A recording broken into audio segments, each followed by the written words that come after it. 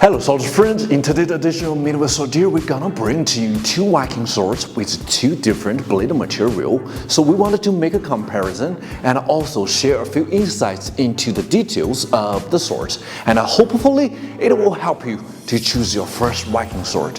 Alright, let's get to the business. Let's just open the box. This is the first one.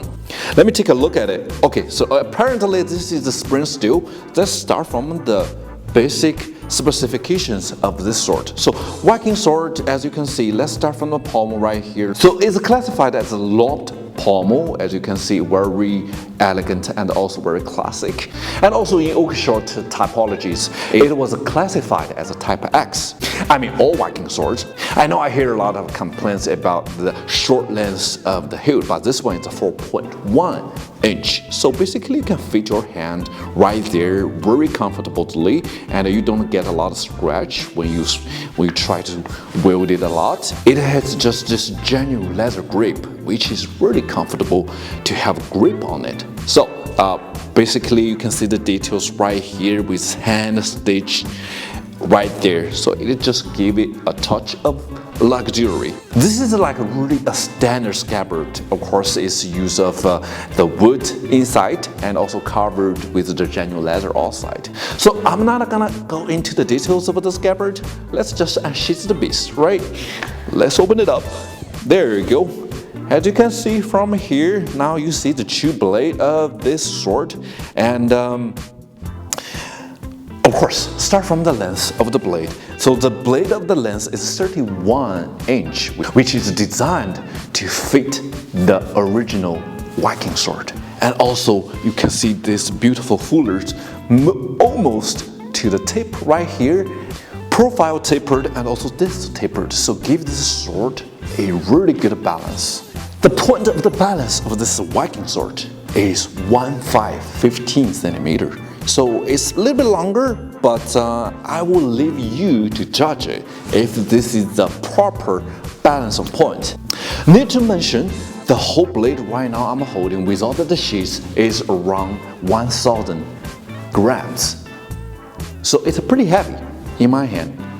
As I mentioned, the blade of this Wkking sword is made of spring steel. Of course, it goes through those traditional Longquan forging and folding method, like those heat treatment, multiple foldings, and also oil quenching, and all other different methods you can search online to find it. So combined with spring steel's functionalities, it gives this sword not just sharpness, but also a good hardness and also really good flexibilities. So if you choose spring steel and you want to do a lot of cuttings, so this is probably a perfect choice for you for the spring steel. Let's move on to the pattern steel, which is right here. You know what? I will just leave the sword right here to give a better comparison. All right. There we go. Now I'm opening the pattern steel one. As you may see, it has like different constructions of the scabbard, which is obvious. The scabbard is covered near the tip with this copper nickel alloy, so it gives this sheath a better protection near the tip, and also you don't see other differences. Let's just open it directly. I will give you my direct feelings of the pattern steel one. So the pattern steel one, it feels lighter. So without the scabbard, it weighted only 800 grams. Remember what I said about that spring steel one? It's around 1000 grams. So it has basically the same construction of the blade and also use the same material. As you can see, the lobbed pommel is made of copper nickel alloy as well. So the only difference is right there, the beautiful patterns. That's why lots of people call it Damascus steel, but I still prefer to call it pattern steel. It has a wider fuller if you make the comparison from here. So I will just hold these two swords right in front of me to make a direct comparison. You don't see a lot of differences except the pattern steel and the spring steel. One is lighter, one is heavier, of course.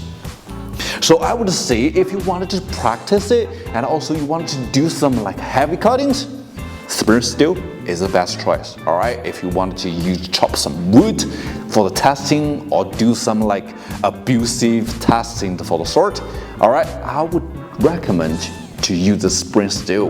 All right, but if you wanted to use it for practice, especially you are HEMA practitioner and also you want to practice and cutting some light material, let's say the tatami mat or some empty boxes, this could be a really good choice.